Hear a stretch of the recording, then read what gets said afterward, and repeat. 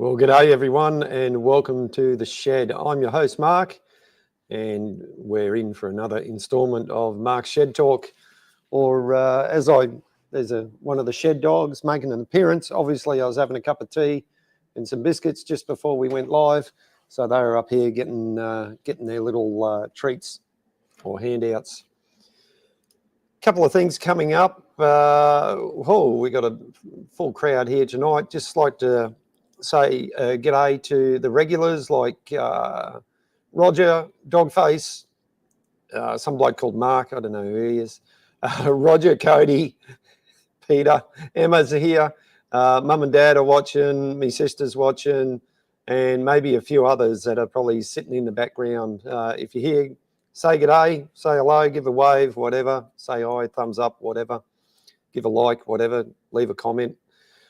Couple of things coming up. As we're halfway through May already. This month is going really fast. Couple of things coming up. As I mentioned, coming up this weekend, we've got an event at Caboolture Historic Village, which is close by.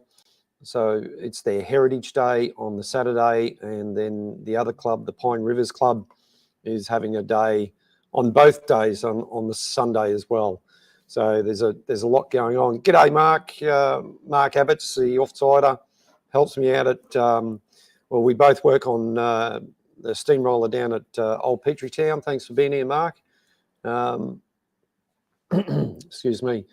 So that's coming this weekend, Heritage Day at the Caboolture Historic Village. If you're in the area, of course. If you're not, well, that's the way it is. I hope you guys can hear me okay. If you can, just give us a little thumbs up or a 5x5.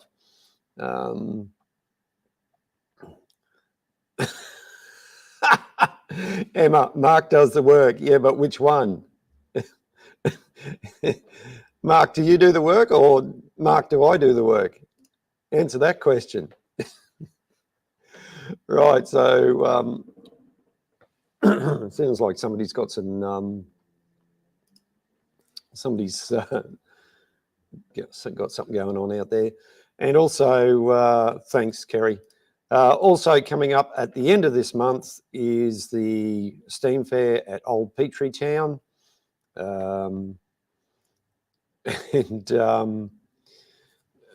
Also at the end of this month, Emma, you're going to an event.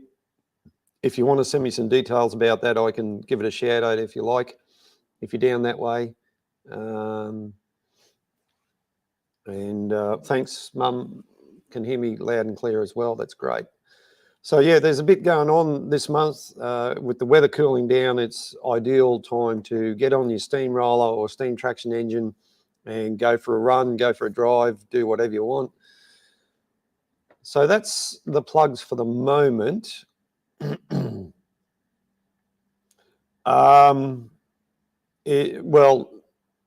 Okay, for which event, Kerry?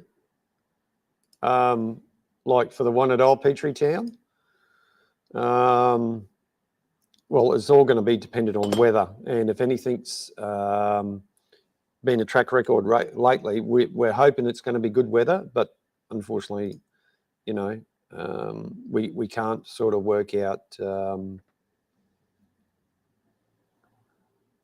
Oh, righto, Emma. Okay, so Emma has a private road run, which I've now told everyone about. Most of the audience are in different parts of the country, so they're probably not going to make it, but somebody else might see it, probably not. But I hope all goes well. And that's right, Glenray Timber Festival coming up in the 26th of July. That should be a good event. You guys are doing well with that and building. 6 1/2 dozen the other, Kerry, I think. No worries, Dogface. Thanks for being here. Dogface is a regular. Yeah, so that's the shout outs for tonight for those two anyway, and we'll get on to what's happening in the shed. And one prop I did forget, but I'll show it on screen now, is this here. this is the steering mechanism. So we're going to talk about, right, Glenray, Emma, you're talking about Glenray? Eight engines at Glenray you're talking about? That's good. That's great. Portable steam engines. The timber festival showing woodworking skills on timber and things like that. We'll talk about that later, but that's excellent.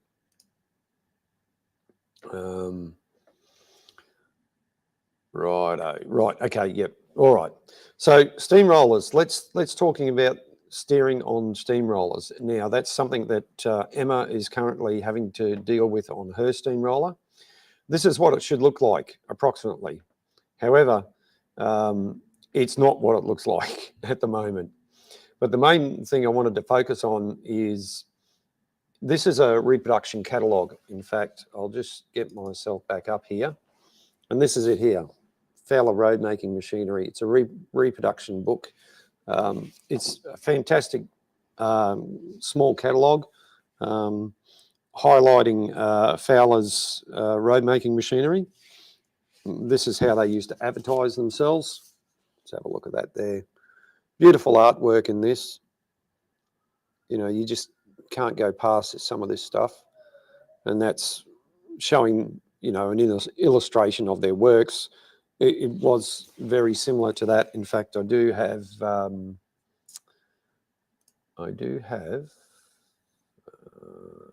slide of that, which I will show just for those of you who have not seen it, may have seen it before. Oh, there it is.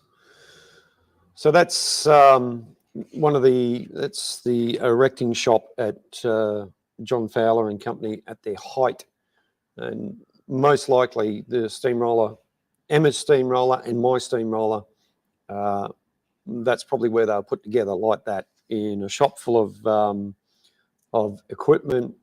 Everything was belt driven, overhead gantry, big overhead gantry crane to lift the big bits, and other smaller swinging cranes to lift up wheels and flywheels and crankshafts and all that sort of stuff. Yeah, so pretty famous, pretty interesting photo.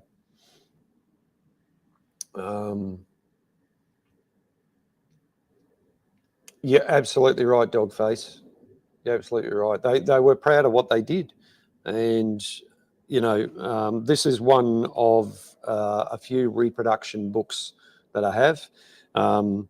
Even though this is a reproduction, the artwork in these is absolutely just fantastic.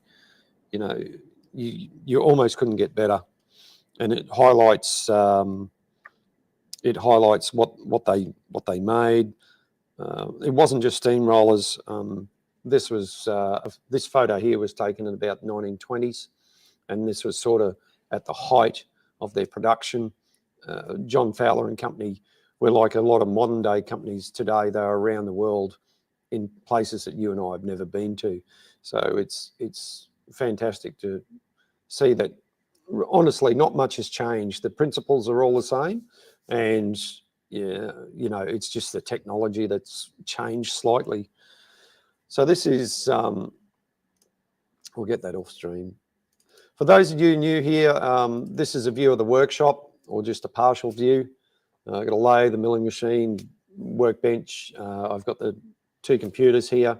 And then there's over to my left, not my other left, that is.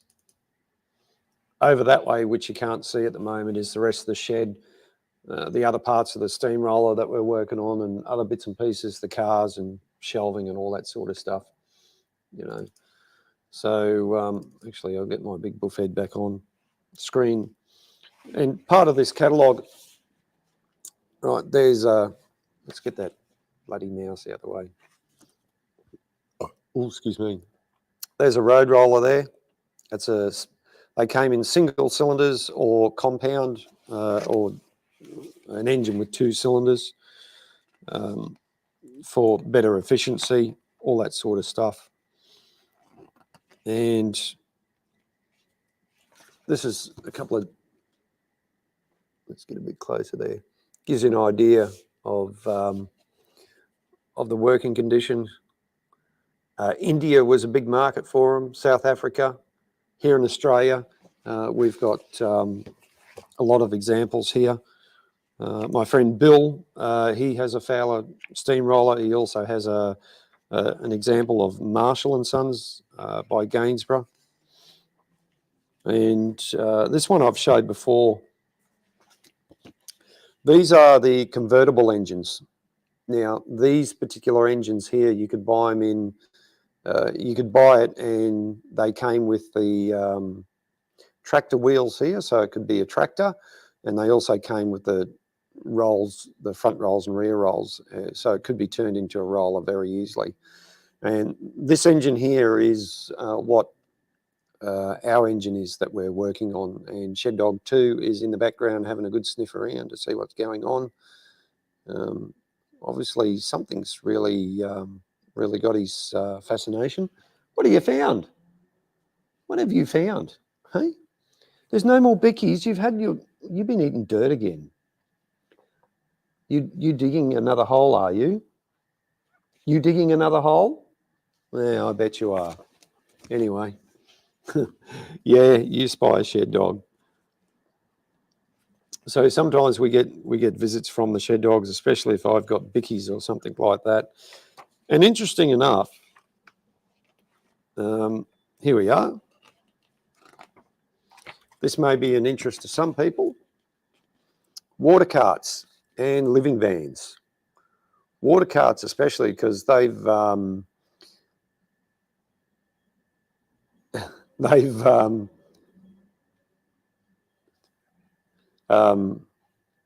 they have one of these has come up for sale recently on a Facebook page in the UK. One of the one with the round tank and still got the pump on the side. And don't know whether you saw that or not, Emma. But yeah, so the living vans, Fowler's also made living vans. So you'd yeah, Mark, they were the inventor, and I think Fowler's copied them, made a better copy. So usually behind your steamroller, you towed a living van because that's how you made your living. You went from county to county, rolling roads, and you had your living van or smellies as they were called, stinkies, whatever. And you usually had the wife and the kids in there as well, believe it or not. And you'd also have a water wagon, so you could supply water to your steamroller to get the job done.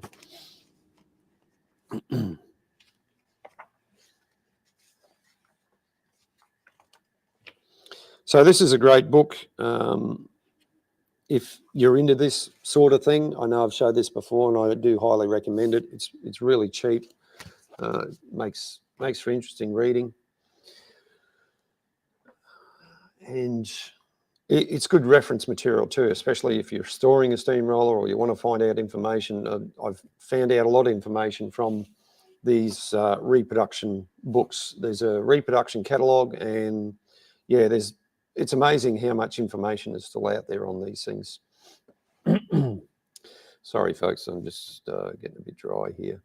So moving right along, that's what I was going to do. There we go. We're talking about these things. So the ones on this particular steamroller were worn out. Now I did have, hang on, I did have an. This is what's this is what's left. Right. So this is the thrust bearing, the one in the photo there. That's what's left of it. Just 2 races. There should be a race in there with a heap of small ball bearings, and they go together like so, and they take the thrust. And on this particular one, there is 2, so it can take, you know, the backlash either side. I went to the bearing place and ordered another 2 of these. Now they're imperial size, and I thought they might have trouble, but they looked up it on the computer, and there was 3 in stock in Brisbane, and of course 2 are coming this way and hopefully tomorrow, and they were reasonably cheap, like $25 each or something like that. I was really surprised at how cheap they were, considering the amount of engineering that goes into these bearings, and they are the same size in terms of you know, physical size in terms of thickness and all that sort of stuff. G'day, Cherinator, how are you? Thanks for being here, mate. So all these little things are starting to, we're having to start to get to put together to get ready to when this thing goes back together, we can get it all sorted out without any problems, or the least amount of problems, that's for sure. It's certainly making life easy, and some things have been difficult and other things have been relatively easy, like these bearings. So sometimes you have a win and you get in there and get the job done. Moving right along, it's been a bit of a busy week. We've had a lot of rain here again, to the point where it's really annoying. It's slowing us down at work. Being in the earth moving industry, it's difficult to get ahead. Every time it sort of finds up, it tends to rain again. So we've had rain on top of rain, and yeah, it's certainly making life difficult for us at work, but we push on regardless. We've been doing a bit of work here at home on the roller, just bits and pieces happening slowly, and things I'll really start showing things in the next week or two. We've been tied up a little bit with working on the steamroller at Old Petrie Town. It's taken a little bit of time, plus a few other things as normal and life goes on that you have to deal with. But progress is being made, that's for sure. Oh, Dogface, please don't. Please don't say that. Yeah, I know we're going to cop it again, but oh man, we've had enough. We really have had enough.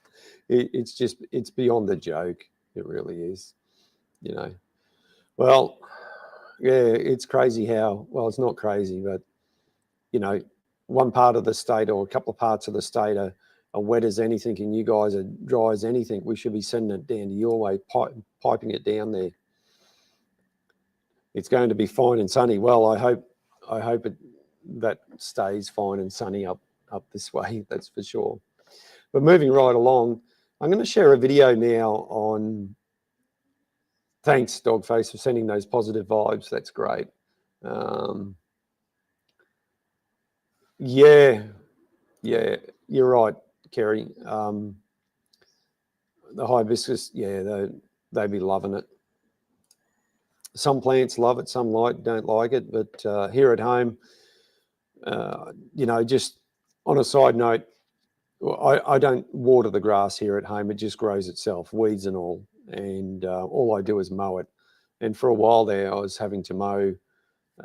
Well, I couldn't mow every weekend. It was growing that quick. Just before things, you know, we had that much rain, heat, and humidity. It was just getting out of control.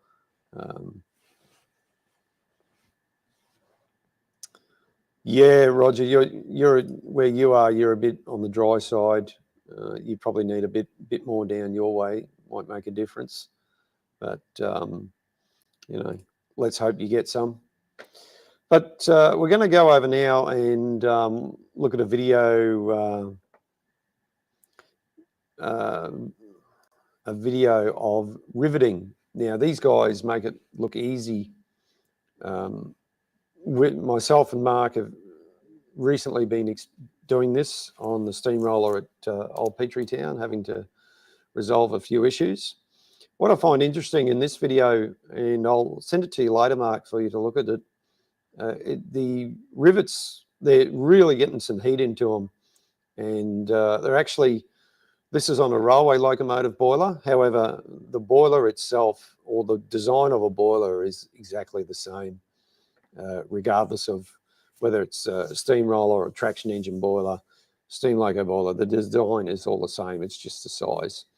These guys are getting them pretty hot, and this looks like they're staying hot too. So I'm going to start this video off where the guy undoes the bolt and a fresh rivet gets put in and he hammers it over. This is loud noise, and it doesn't take it doesn't take as long to rivet over than what you think, especially when everything's all set up and ready to go, all your holes are lined up. Mark, you might notice in this video it looks like there's a bit of a taper in the holes, so that helps fill the gap.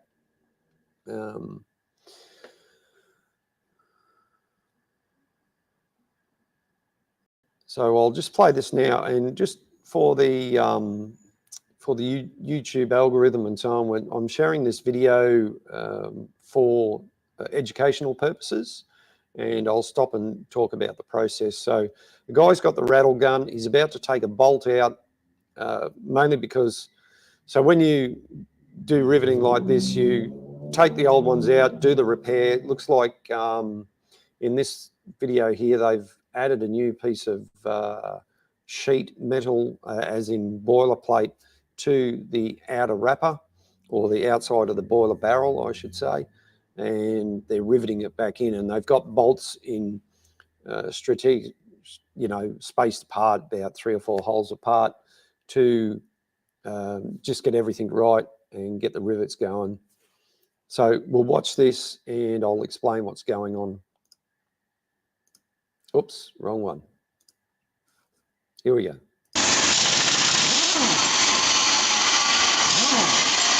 So they've taken the bolt out. You can still see one of the rivets is red hot, starting to fall down. New one comes in.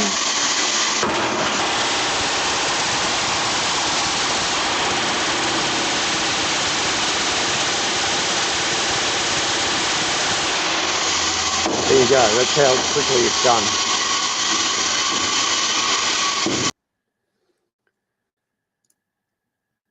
So riveting is quite a quick process. Once you got everything set up and in place, you got all the right things, it is rather quick. And riveting is something I will have to do on a limited basis on the steamroller. Excuse me. I've only got a few rivets to do. I haven't got to do as many as they have on this particular boiler, but the process is the same. But in this case, more than likely, I'll be doing it with a hydraulic riveter or something like that. I don't think they're using an air hammer, an actual riveting gun. But what you're not seeing is there's a guy on the inside, and I'll fast forward to that. And you just repeat the process again and again. Actually, we'll play from here. So the next one comes through.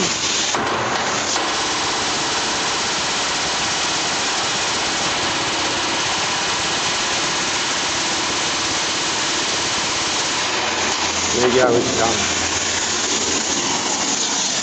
So the guy down here with that big torch, he's heating the rivets up, and this is the inside of the boiler barrel. And there's a guy on the inside, he's on the hold-up gun.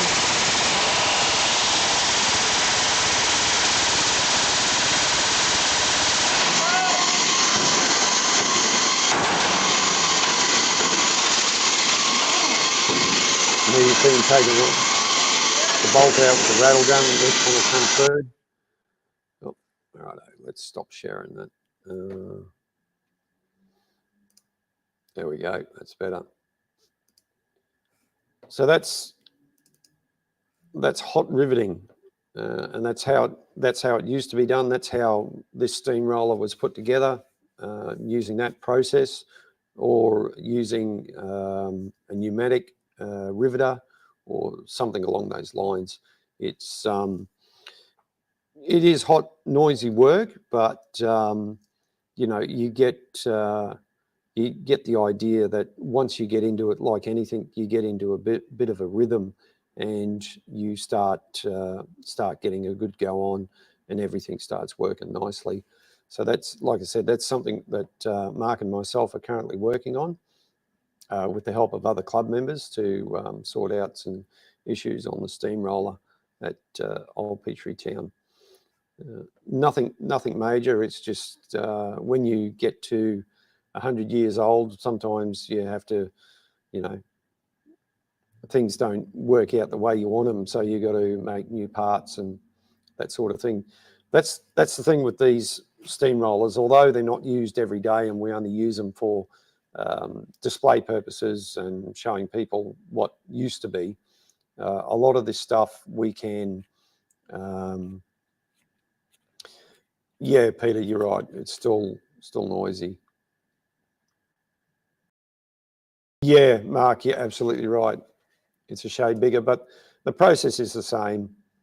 You know, usually there was probably an apprentice back in the day who got inside and was the hold-up boy or something like that, or they had a big horseshoe riveting hydraulic air riveter or something like that that did the job. You know, we just don't know. We weren't there when it was built, but that was shared to show people how it's done. And we've done this. This is probably about the second or third time now we've actually well, the second engine we worked on that we're doing this sort of process with. You know, and when you, like anything, when you start out on this journey, you can watch videos, read books, and they can give you a lot of information. But until you actually start doing it, you really don't know. And we certainly learned quickly as we went to find out what worked, what didn't work. That's for sure. And like anything, you learn from your mistakes, or you learn that to do it a different way from things that don't actually work out. So, right, moving right along. I don't think there's another. There's a couple of other. And regardless of whether it's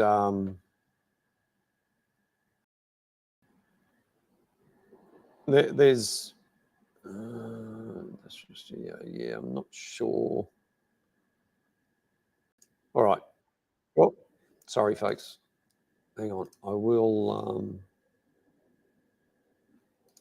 Let's see. Let's see. I'll just get another one set up, and I'll give you another example. Hang on. What's this one? Yeah. Okay.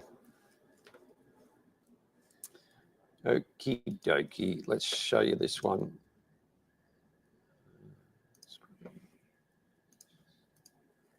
All right. So this one here, I just won't. It's the same sort of process. You see, once again, we're sharing it to educate our audience, and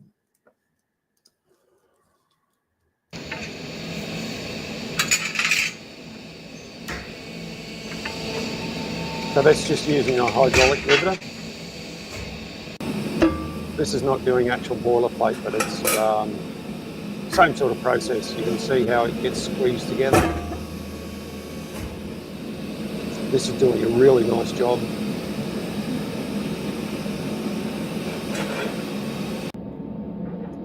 Now, obviously, in today's modern world, it has been for a long time, welding is the method of choice for joining metal, especially structural steel and so on like that, because welding, in some cases or most cases, if done properly, the welding is actually stronger than the original parent metal. Now, you know, some people argue that, I'm sure, but that's what I've read and what I've learned, come to learn. In fact, those of you who watch SpaceX or seen the way they manufacture the Raptor engines for SpaceX rockets. It's the process is welding. They're adding material, and they're basically, it's a big 3D printer. So horses for courses. You know, riveting looks aesthetically pleasing too. And I must say that these boilers are over-designed for what they do. They're safe. Yeah, you're right, Peter. Absolutely right. They're surprisingly effective seal. Yeah, yeah, yeah. You know, that's and that stands to the testament of this steamroller. We're almost 100 years old with that. The steamroller at Old Petrie Town and other machines down there, they're all approaching 100 years old, and you know, we've still got a lot of the original metal as well. Yeah, welding also affects the parent metal in the weld affected zone. Yeah, yeah, that's right, Pete. Mark, my offsader, he's boilermaker by trade, and that's what he does all day, pretty well day in, day out, is welding. And he can tell you how welding can affect metal, different metals, different welding processes for different applications and things like that. So we're getting, we've just gone over the half an hour mark, and I think that's probably gonna be it for tonight. I haven't got much more to show or to talk about, except it's a busy weekend. You know, looking forward to getting things done, getting sorted, more, you know, starting the ball process, getting going on different things for the steamroller. In fact, actually, there is some things I can, hang on, I'm not that well prepared. Yes, I am. Let's show this. Let's show this screen window. There we go. There we go.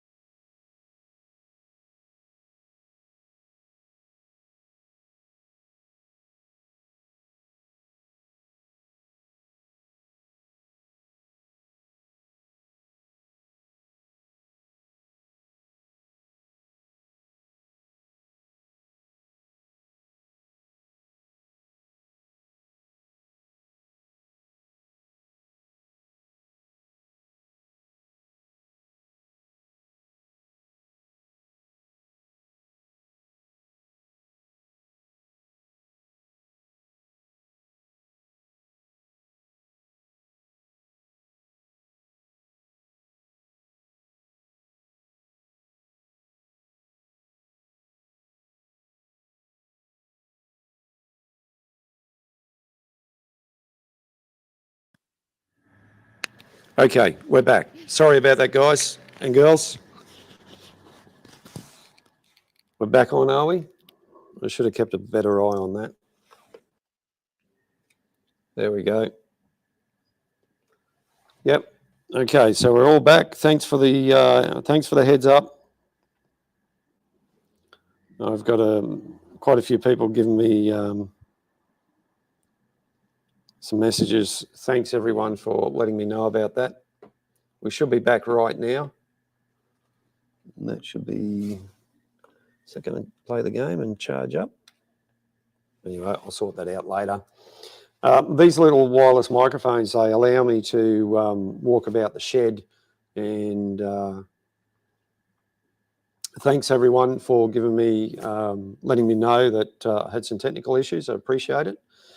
So these wireless microphones, they're fantastic. They allow me I can walk pretty well all over the shed. I can even walk outside. I can go quite a distance. However, the battery in them, in the transmitter, doesn't last as long as what the receiver transmitter does. That's the only downside. And in fact, I brought these secondhand. Fantastic. These are a product by Rode. This is the Rode Wireless Go 2. This one's showing its age. It's starting to bulge like that. So I think the battery's on its way out, obviously. So I tend to use this one, and it does go flat fairly quickly. So one day I'll do something about that and maybe fix it up. But anyway, getting back to the copper gaskets, which I wasn't talking about. Yep. So that's them there, and they're going to sit in here nicely, and these go in the corner, on the corner of the boiler, which I'll have to show you another night, and they hold the water in. So on this side is water, and this piece is on the outside. They're a bit of an odd shape because they got a curve this way, and they're also curved that way. So they got some compound curves in them, so to speak. They're funny looking things, but they do a great job. Currently on the steamrollers, most people use just a gasket material. You can buy pre-made. We just brought some recently for the steamroller Petrie. They do a great job, but the problem is that you usually only get one, maybe if you're lucky, 2 uses out of them, and then you've got to throw them away, and it costs you more. So I am going to try this method using copper as the gasket material. Now you can obviously see that they are slightly, let's zoom in there. Let's get a good zoom in there. There you go. Oh, a bit too much. Now that's a bit of a rough surface at the moment. Obviously I'm going to have to clean them up, make them a bit more polished. And once again, like I said, this is just an experiment. Well, Emma, yeah, once I clean them up and polish them and anneal them, so annealing with copper will work harden. So what you need to do is heat it up red hot and let them cool. You can just let them cool naturally or just quench them, and that will anneal the copper, make it soft so it's flexible.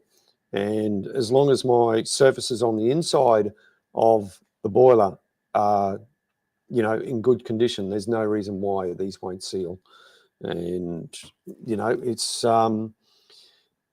it's one of those things that it's a little bit of an experiment, a little bit of a test. And if it doesn't work, well, I'll just put the standard gaskets on and have another think around it. So we'll just see what happens.